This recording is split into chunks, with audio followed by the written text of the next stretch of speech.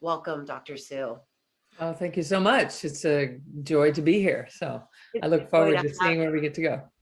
Yeah, me too. And you have so many accolades and so many amazing and wonderful things that you've done with the work, and such a powerful story. And I've taken some of your courses, and I've just fallen in love with all of your work. And I'm really excited today to really talk about self healing, because I think the power of healing and self healing is so pertinent and imminent in where we are right now. So, what is your definition of healing?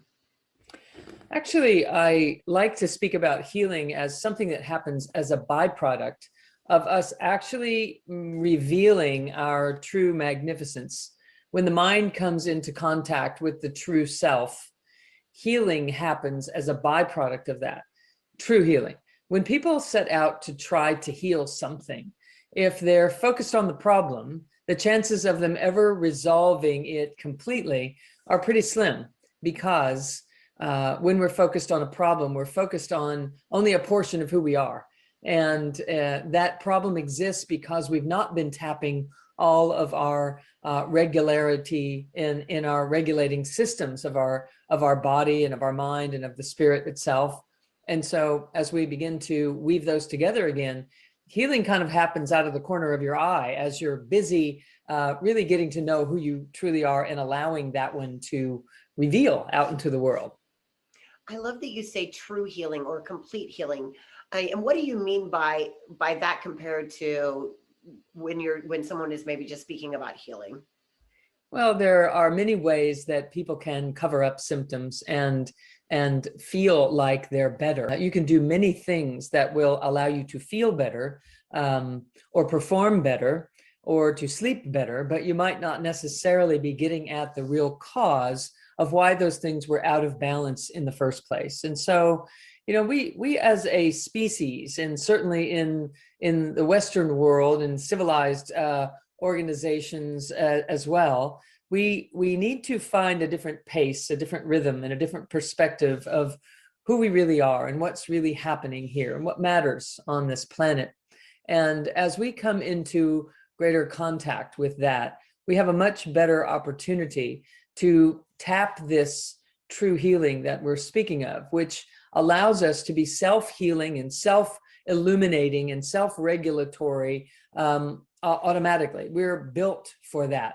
And if that isn't happening, there's a reason. So often our cultures have been occupied with getting rid of some pain that we don't want to feel, or changing something that is uncomfortable for us, but not necessarily looking at what's really going on that is allowing this symptom to be trying to get our attention about something that's really running out of balance and out of harmony. So we just have to look at the bigger picture. So how do we get to looking really at the core root of that? What's the first step of the process that if somebody was coming to you and they had a challenge for a disease or an illness, you'd be like, well, this is where we need to start?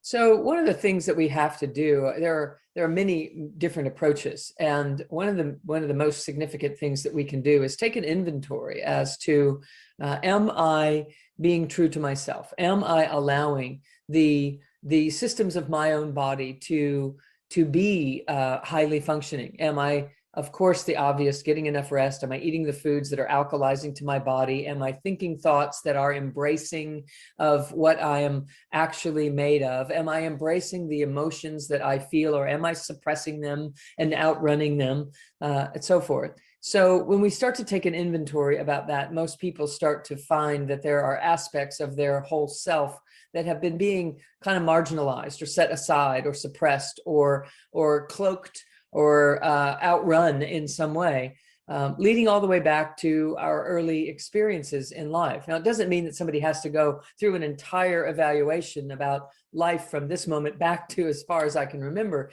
in order to know if I have access to the true harmony in my true self. But there are some things in anyone's life that are actually pretty glaring if we just take a moment and start to look and start to sense and start to feel. So one of the primary things that I am always encouraging people to do is to learn how to work with the energy of their system, to feel those nuances inside the body that the body is constantly trying to report to the mind as far as things that are running out of balance or out of harmony. If we have a contraction somewhere in our body, there's a reason for it. If we have a pain that's not residing, there's a reason for that. If we have, digestive issues or appetite issues or anxiety issues, these are all signs, amongst many others, that we're doing something that's out of harmony. And as we start to learn how to reestablish that harmony, these things will be self-healing. We are built to self-remedy. However, if we keep pedal to the metal and keep pushing the river, as we have learned to do, they just don't have a chance to perform in the way that they're designed. And so what about someone that has, because you hear about this, like maybe somebody had cancer or they had some sort of disease and they went into remission and they healed it, right? And you like maybe for 5 years, there's no symptoms and no problems. What happens in the system or in the body or energetically when that disease or that illness reappears after being what we thought was healed? Sure. So, what happens in any scenario where there is a reoccurrence or an upsurgence again of something, it means that we didn't get at the cause. We might have eradicated cancer that was being revealed on testing, that might be showing up on a scan of some sort, or might be evident in some body chemistry. But in the study of disease and the study of health and well-being, what ends up revealing every time is that everything begins with blocked energy. And if energy is flowing, the body will self-heal. If energy gets blocked, then the tissues start to become either overstimulated or understimulated, depending on what side of the block they are. Think of it like damming up a river. What's on this side of the dam starts to build up and these tissues start to get overstimulated. What's on the other side of the dam gets less energy flowing through that area of the body, and it can become compromised for other reasons. And so we have to start to look at that. The number one reason that this dam occurs in the first place, that starts to block the energy, is unresolved emotion. So if cancer was showing up in someone's body, it has long been shown that there are direct types of thought processes and emotional states that have been suppressed that lead to acidic conditions in the body, that lead to the breakdown of cells, that lead to cancerous, occurrences. And so we can trace cancer to suppressed emotion. The number one reason that those blockages in that river, the dam in the river, get started is unresolved emotion. It's a way of being or a disposition or a felt sense of not being seen, not being heard, not being met, not mattering, being disappointed, being devastated in some way or another. And as those aspects begin to be allowed to persist, it continues to create the chemical imbalances and the energetic blockages that end up leading to a chronic degenerative disease of any sort, cancer included. So if it gets eradicated temporarily, but we don't ever really find that was initiated in my life because I had this circumstance in my earlier life that I never really got to, if I still don't get to that and associate it with how I ended up in that state in the first place, the chances of me recreating that over time are almost inevitable, but certainly very good. So we want to, let's look a little deeper rather than just excising the symptom and getting that out of the body. Let's also, at the same time, be evaluating, how would my body allow itself to get so out of control in the first place? What is it that I was doing or not doing, allowing or not allowing, that generated the outpicturing of my body not being able to self-heal and allowing some kind of cancerous condition to get started in the first place? Where did it come from? This is what we have to begin to really look at as individuals, and we certainly have the power to do that.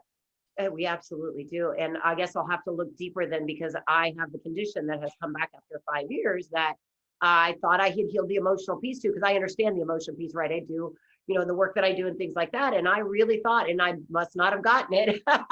So I'll have to look at, I have psoriasis that breaks out on my hands, and it was for years, and I completely healed all of it. And then literally And I thought it was attached to anger and outbursts and things like that was part of a relationship thing. And I knew from my past, I healed a lot of work, but in the last year, I've had some reoccurrence, and that's just showed up again. And I'm like, So that's why I find it super fascinating to, that's why it's like, if we're working on this, and we work on the emotions, and we're looking on this, it's even deeper than you thought. It's not, still haven't gotten to that. So if we're working on this in the energetics, you talk about the energy codes, and you actually break it down into each of the energy centers, and show how you can move through. You have movements, you have different things that you do for each of these areas. And is that something that we can use as a way to self-heal?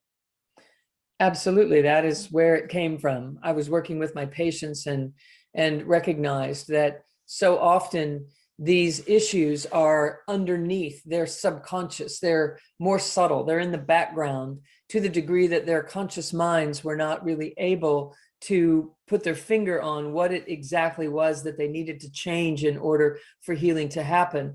And so because of experiences that were happening in my own life through meditation and awakening to these higher states of consciousness that were happening in my world at the time, while I was treating patients and clients, I started sharing with them things that were starting to occur to me because of these greater openings in consciousness that were happening.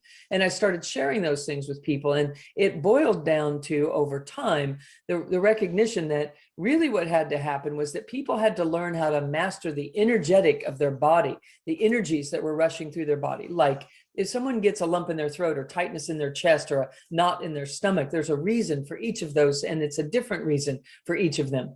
And there are so many other little nuances that we can begin to feel and sense and work with that will allow us to get to the root, even if we don't have the story under into our consciousness yet. If we don't have the story of what happened, but we do have the ability to sense and feel what's going on in my system right now, I can work with the raw energy, even if I don't know what it was in my history that made this blockage get started, that made my tendency to run with pedal to the metal and push the river and do these things and be overly active and overly trying and overachieving. If I can't put my finger on where all that started, if I can, and I can, get in touch with what's really going on inside of me and feel it and start to work with getting that energy to flow again automatically, it will actually transcend the need to know where it started or where it came from, or to name the emotional state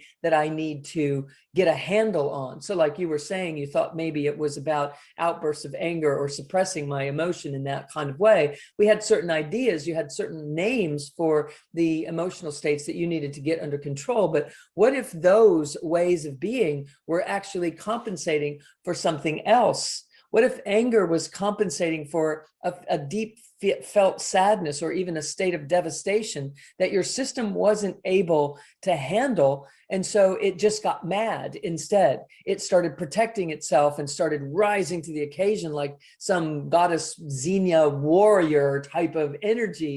And that worked right up until it didn't.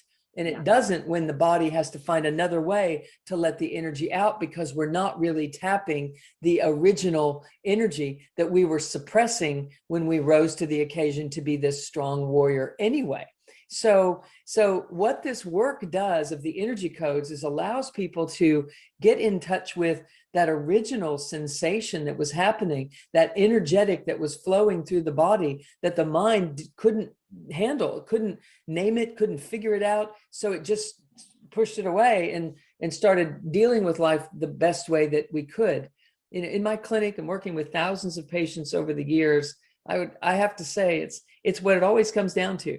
So I just cut to the chase now and start working with people right there so that we can save the time of really chasing it for so long, when it ends up boiling down to the fact that at some point in time we were dealt something that we did not know how to deal with. We didn't have the circuitry in place to process it. And so we started compensating for that. We started sidestepping it or getting around it or outrunning it or retreating from it. And in any case, it starts to create a compromise inside of our own system and our ability to have our immunity and to have our ability to heal and to be rejuvenating and replenishing the way that we were designed to be doing all the time. So there's a long answer for you. Yeah, I know. It's beautiful. It makes a lot of sense. And so for someone that is stepping into doing this work, how do we start to shift? You talk about the circuitry, right? How do we start to shift our circuitry or strengthen the circuitry of our system so that they can handle something like that? Yeah. So, when something happens that is overwhelming in anyone's situation, just in this current moment, not even taking into account things that happened 20 years ago that have been affecting us all this time, and we've been just surviving it and pushing it out in front of it. But in this now moment, when something happens that is just too much, it's just, you feel yourself getting that reaction, that whoosh of energy, or that adrenaline shot, or that tension that happens in the body. Anytime that is occurring, there is a place in the body specifically that is extra activated, like like somebody punched you in the gut, or there's a tightness in your chest, or something happens, right at the level of the neck, or the shoulders clamp down. There's something that's more accentuated than the other areas. And the reason that it is more accentuated is because right there is the place where a river of flow of energy is not able to continue to flow. It hits something and has to go around it. And when it hits this blockage that is there, we feel it. We feel that as a knot in our stomach, or a lump in our throat, or wherever it might be occurring. Mm-hmm. And so what I'm teaching people to do is to literally, slow down and come inside for just a moment and start to teach yourself to feel what's going on in your body. And you'd be surprised at the number of people that have been out of touch with that when I first invite that, they're like, I don't feel anything. I don't know what you're talking about. I can't feel anything. I'm just so wired here. And so we want to bring them down into this place of it being safe and being reasonable and being able, being available for them to begin to learn a new language, a language of the soul, the language of the soulful self, which is the healer within. And as the mind starts to get in touch with this, it starts to be able to enhance it and allow, instead of hitting this, allow this to start dissolving this. But presence has to be there so that it has the power to dissolve these blockages instead of just having to divert and deflect around them. Here's an image actually that I use in some of the courses that I'm teaching. This energy pours down through our body and hits the earth, rises back up through us, and cycles around the outside of the body and gets taken up again at the tip of the spine, rises back up through the body and out the crown of the head, and cycles around the outside of the body again. And it keeps recycling and recycling and recycling like this. And what happens with people who are almost everyone, what happens with people that have been exposed to something that has been challenging for them beyond what their circuits could handle, kind of blew their circuits kind of feeling, is that they start diverting around things early on in life, and they figure out a way to get by. And we develop personalities and ways of being and preferences and all kinds of things in accordance with this energy flow.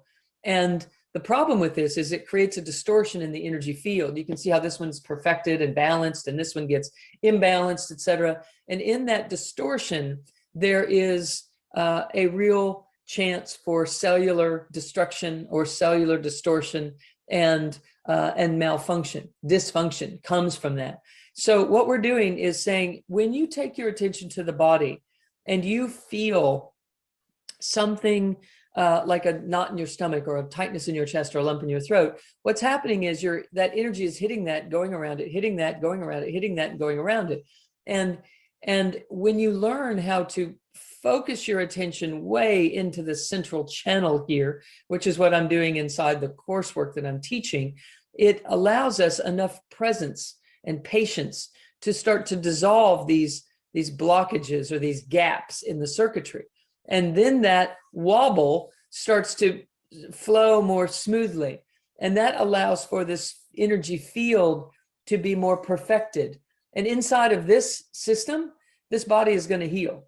Inside of this system, the person will have a very hard time ever keeping symptoms at bay, because the very flow of the energy itself is recreating the problem all the time. No matter how hard we try, we just have to get down here to this causal level at this basic energetic flow. So hold on there for a second, because I want to.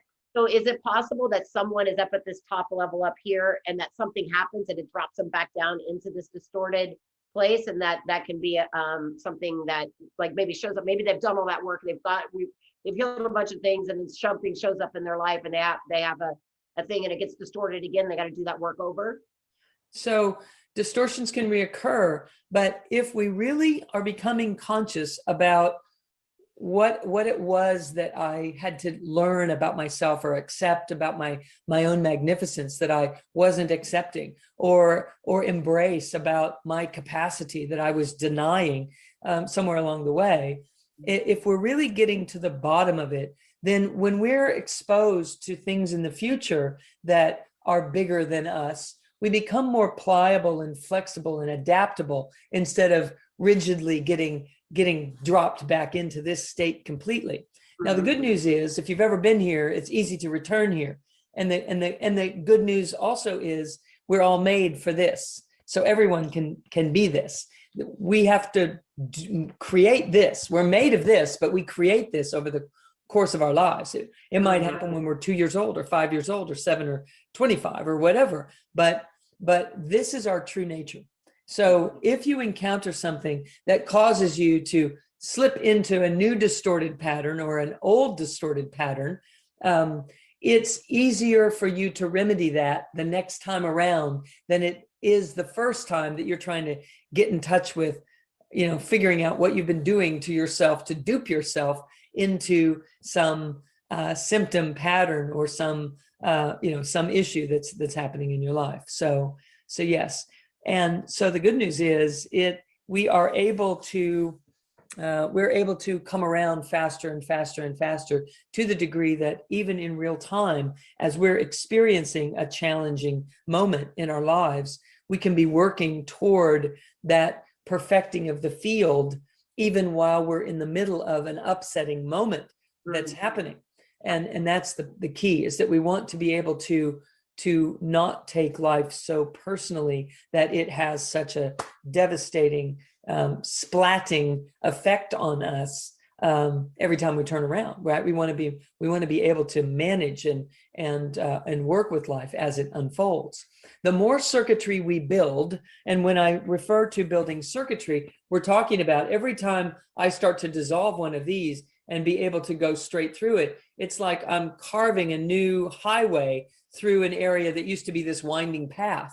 And as I'm carving a new highway through this area, I'm building electromagnetic circuits, which then lead to neurocircuitry, which leads to your brain memorizing what you've now realized about yourself and allowing it to be sustainably true. So your nervous system is here to memorize what you've realized or what you've allowed to be true for you. And the only reason that we heal something and then it comes back is that we didn't memorize it well enough. We didn't embody it. And so as that happens, we now get, okay, so I'm onto it. I just need to accept it to a deeper degree, or learn to build more circuitry to make it even more sustainable when I tap new territory. So likely what has happened with you is that you resolved it, and you started cycling in a bigger way, and you started allowing a bigger yes in your life, and you came upon a new goal or a new obstacle that was bigger than the obstacles that used to knock you off course. Huge. And so when that happens, now we get to up level and build more circuits. And so I definitely felt like it was a system overload. And while I was in Egypt, I had so many downloads and ascensions and upgrades, and I literally felt like my body just couldn't handle things. It was just coming right out of my hand. So I believe that that's definitely for myself part of it. One of the things that you teach when you're talking about building that circuitry that I love so much is the central channel breath. I think it's one of the baselines of really understanding the flow of energy, because when you talk about that central channel, I call it the hotter line, but that central channel, and then you create your toric field around you, that you're really creating that. Would you mind taking us all through that process? Oh, sure, sure, sure. So it's a simple thing to do. It's actually been happening all of your life, whether we know it or not. And so the whole idea is, let's bring some consciousness to it so that we become aware of it and we can enhance it even more. The mind's job is to magnify things. And so when the mind lands on something like this and realizes, oh my gosh, this is here all along, and it's been what's keeping me replenishing and rejuvenating and healing and rising up when I found the courage to do so in whatever ways I have. And now that I know that it's there, I can enhance it in my life even more. And the more enhanced it is, the greater healing power it has, and the greater power for you to take your own initiative that it has, for you to be able to be in this flow that we're supposed to be living in. So as we were looking at this picture here, we see that energy is coming down from above the head and down through the body and hits the earth. And when it hits the earth, it gets transduced into more of a healing power that we can use. And then it rises up through the body, and then it exits out the crown and cycles back around this way. When we just work with like a pumping action of it right here, it enhances this whole cycle so that the whole thing becomes bigger and bigger and bigger, that it would cycle even off the edge of this poster, for many, many feet on either direction. But the power of it is the robustness that gets enhanced when we start breathing this way. So if we just take a breath from imagining it's coming from above our heads, and imagine that there's an opening in the top of your head that comes down through the center of your brain and down through the center of the throat and through the center of the chest into the belly. And then from the belly, we're going to exhale down through the tip of the spine. And then we're going to exhale down into the earth beneath where we sit or stand. Okay. And then we're going to take a breath from in the earth up into the belly. And then we're going to exhale it right back up through this central channel and out the top of the head. So we just have to imagine that there's this open tube, this open channel energetically through the central core of the body, because there is. And if we just become aware of it, we can start to enhance how the energy flows through this. So let's just imagine this opening in the top of your head, and take a breath from above your head a couple of feet, and just breathe as if you're breathing down into the center of your brain, and keep breathing it down through the center of your throat. Keep breathing it into your chest. Keep going all the way to your belly. Big inhale all the way to the belly. And then exhale, and it's a big belly breath. You're breathing only with the belly.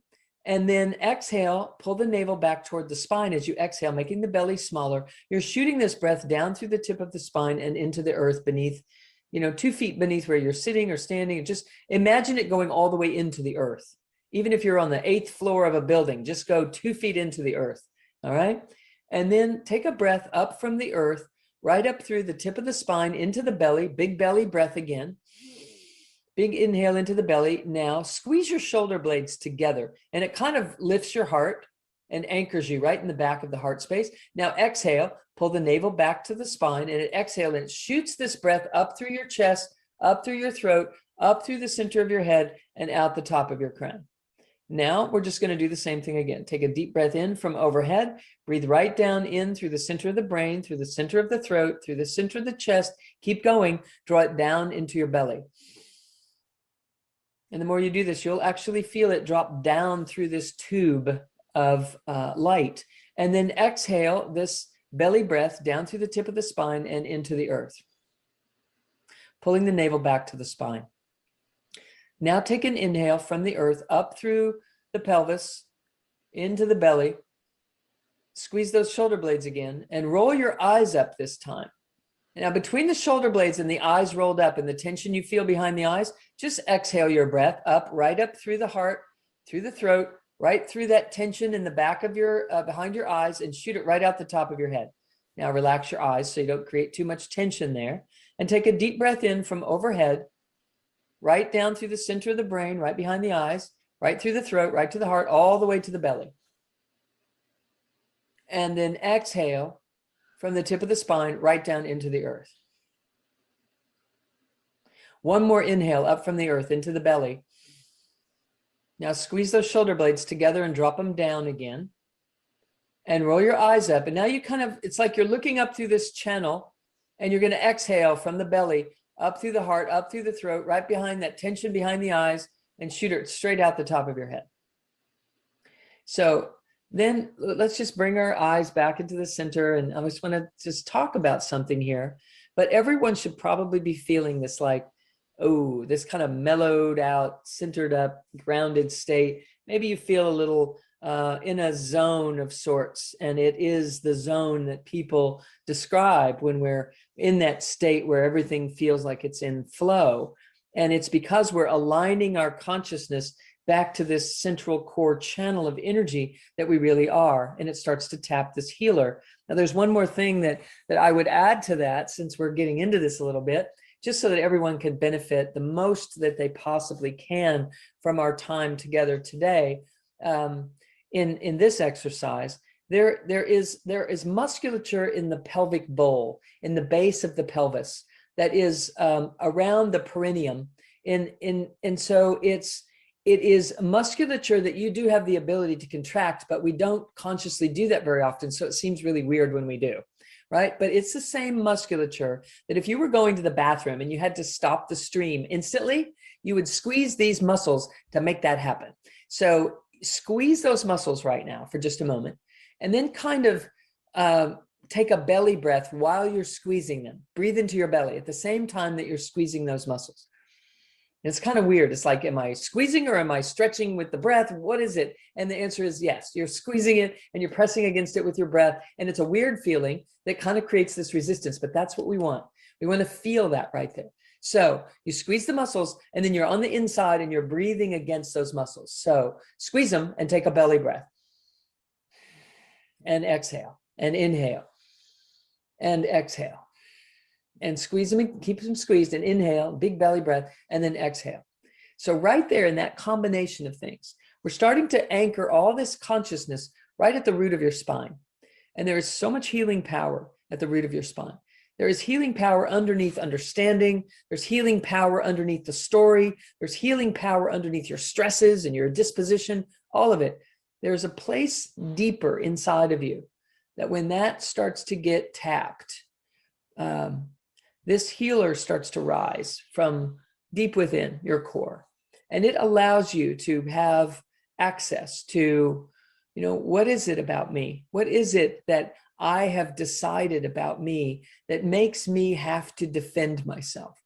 What is it? What happened that I started thinking that I needed to perform in a certain way, or that I needed to be a certain person to make it in this world, when in reality, me just as I am is exactly perfectly perfect, perfectly fine.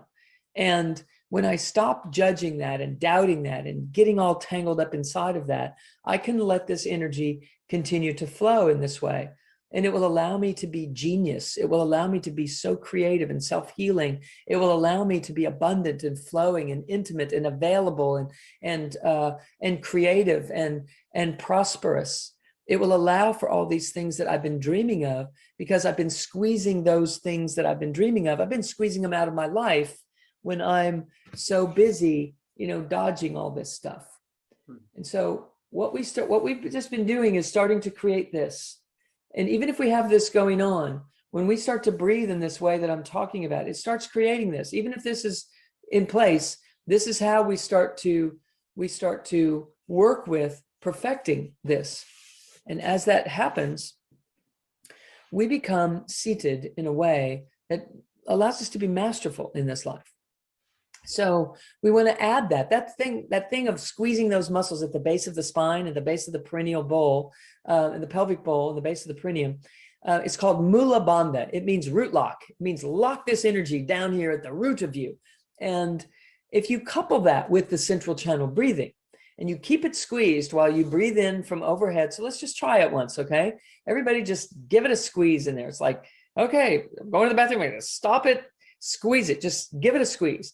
And that part of you will feel like, I don't even know if I'm doing it right. Ladies, it's kind of like a Kegel exercise, if you're familiar with that. Any gentlemen that are watching, now you know what a Kegel exercise is. You just squeeze these perineal muscles, all right? So in that, this is what we want to do. Now take a breath from overhead. Breathe all the way through the center of the brain, through the throat, through the chest, all the way to the belly. And squeeze those muscles at the base of the pelvic bowl. And exhale from this pelvic bowl down through the tip of the spine into the earth. Keep it squeezed. Keep it squeezed and take a breath from the deep in the earth up through the tip of your spine into your belly. Squeeze your blades, your shoulder blades, and drop them down. Roll your eyes up, maybe, if you can do all of it at the same time. And then exhale from your belly up through your heart, up through your throat, up through the center of the brain, and exhale out the top of your head. And keep those muscles squeezed at the base of your spine. Squeeze them again if they happen to just inadvertently relax. Take another squeeze and breathe in through the center of your brain, through your throat, through your chest, into your belly. And you'll feel it seat right there. It seats this place for energy to gather. And then keep that squeezed and exhale right down into the earth beneath where you sit. And then take a breath up from the earth into your belly again and squeeze those muscles. And then squeeze your blades again. And then roll your eyes and exhale up through the body, up through the heart, through the throat, through the center of the brain, and out the top of the head.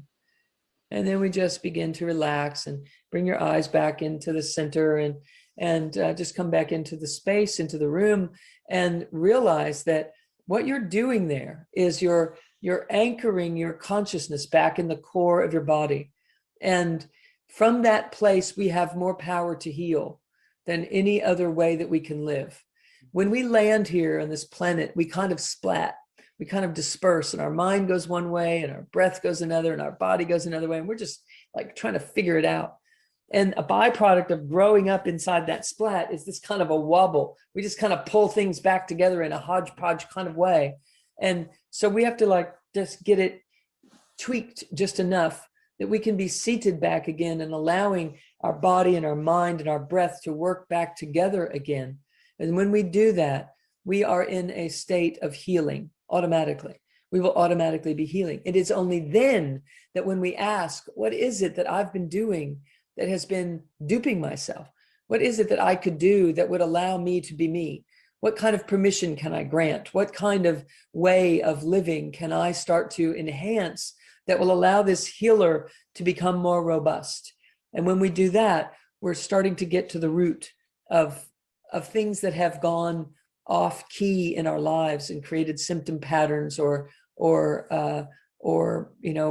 disease conditions that have taken over our life experience that are just a byproduct of energy not running the way that it should. So hopefully that's helpful.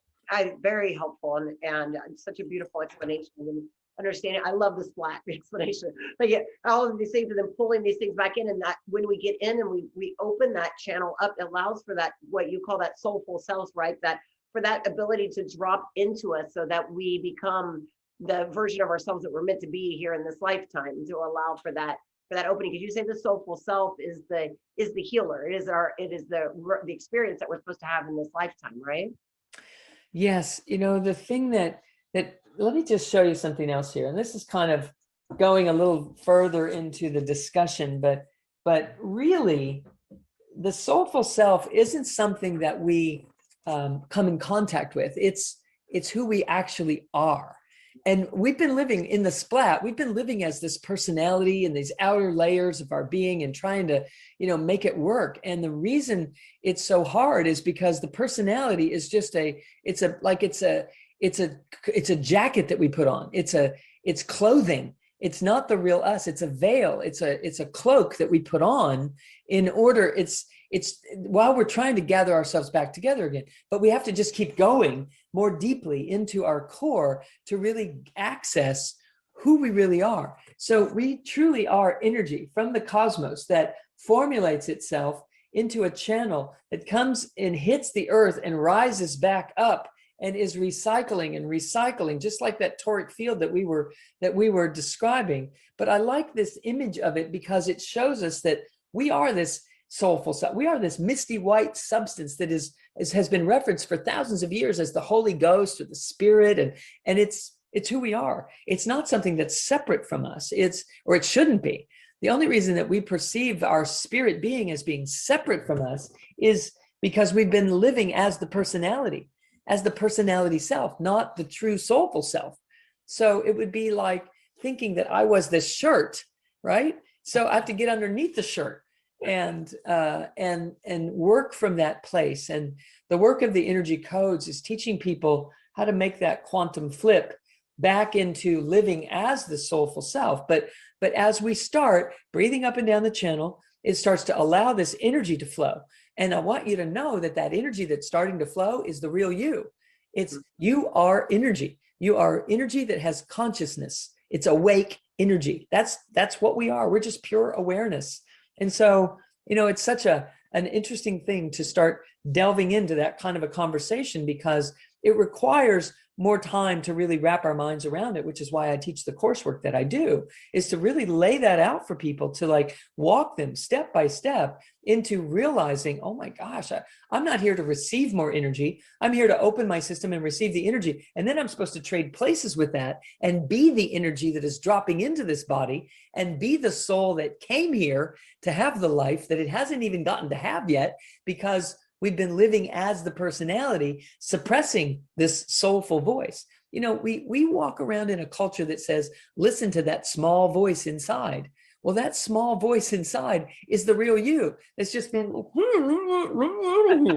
it's like, wait a second, what is that voice? That voice is spirit, but that is you. As you see in this picture, you are the spirit that comes here. It's not separate from you. So if we keep making it separate from us, then, oops, I knocked one over, another one I want to show you.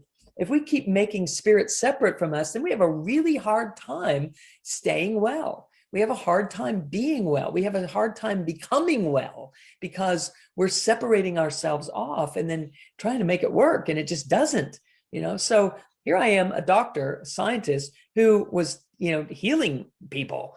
And I woke up to this reality, and that I realized that we are the healer, and individually inside. And until we can start tapping that and giving it the life that it came here to have, then healing will always seem elusive and over there and difficult to achieve. Here's another version of that this is from the side view. This is us coming here. We hit the earth, we rise up, and we cycle around in that field. And then we start projecting some of that energy out in front of us. We project a movie that we're living in. And so we're constantly just walking around projecting this movie. And that's why you can feel so much. You can, people will say, I feel your energy, or you can feel the negative, you can feel the pot. They say that the gurus can walk into a city, and that their hearts, and the way that they, certain people have worked so hard that they can shift the whole energy of a city. I know when I've gone into rooms that people have been like, they can feel that energy the more that you do that. And you even do and speak about self-healing, but then versus like remote healing, right? Like that. But you say it's an emanation. You're pulling in, and it's an emanation from a being who you are being, like by going through and having that healing, and not that you're like sending out healing to someone, but that it's just an emanation from the person that you're experiencing. Yes, it is a byproduct of the integration of these aspects of the whole being that we've been speaking about, that when the splat comes back together, our energy field becomes so big and so potent and so powerful that people heal as a byproduct of just being within miles of us. And when it becomes even more concentrated, they don't even have to be within miles of us. They just have to dial in to their willingness to be healed. I do a healing transmission that is a global transmission every month. We have people from 85 countries who are participating in this. And all that has to happen is people have to dial into complete receptivity.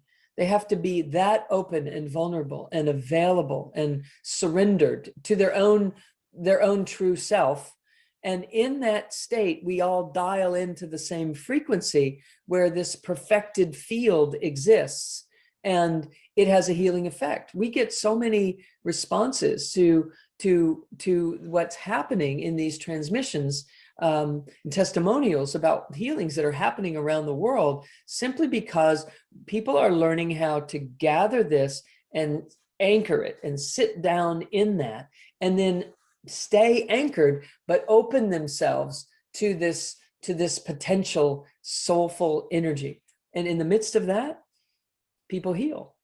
And we all have this capacity. We each have this capacity. And I truly feel that what is happening in our world at this time is an opening for us to recognize the importance of the significance of this in our capacity to go home, sit down and learn more about who you really are, and allow that to be who walks up and out of your home when things open up and we begin engaging in life again, that we engage as a different version of ourselves than we were a year and a half ago. Esoteric and intangible world is the real world. And this world, this physical world, is an outpicturing of that. It's a projection, like that movie that we're projecting. And so we have to start to embrace this invisible version of us if we really want to master this life experience. If you love what we're sharing today on this episode about your soulful self and self-healing, please share this with everyone that you know and love, because right now, everyone in this world needs healing. We are in a place where we are in the midst of a conscious revolution and the world is changing and shifting so quickly. And these techniques are needed by every single person. So just take a moment and think, who could use this today? Who could use this in their life? Who could use understanding the energy codes, breathing, the breath, the channel breath, any of that kind of stuff. And please share this with everyone that you love. So Dr. Sue, are you ready for our what we call our lightning round? Sure. Okay. Bring it. A miracle is? A miracle is when we allow the truth to be revealed. Your definition of spirituality? The truth of who we are. People get sick because? They deny their greatness. Ooh, I feel that one. Well, one daily ritual, practice, or thing you cannot live without? Love. One truth that you would leave for all your friends, family, and humanity to know? I'm sorry, didn't hear you. One truth that you could leave for all your friends, family, and humanity to know? One truth that you would like them to know? One that you would leave for all of your friends, family, and humanity to know. There is nothing broken. There is nothing missing. There is nothing wrong. You're whole and complete just as you are. Yes. And share with everyone something that you have coming up in your life that you're super excited about. Well, I live for the teaching that I do, and I'm always thrilled to begin again the next day with those that I get to reach. So tomorrow I'm starting another course that is a beautiful advanced course where I get to dive deeply with people in revealing this very essence that we're speaking about today. So I'm always thrilled and touched and moved by that. Yes. So if you guys want to know more about the energy codes, again, go to the link below. You can get access to Dr. Sue Morter and all of her stuff, and to her website and everything. Dr. Sue, thank you so much for your magic and miracles and your wisdom today. It's been so wonderful. Always. What a delight. Thank you for having me. We'll see you all in another episode. Bye.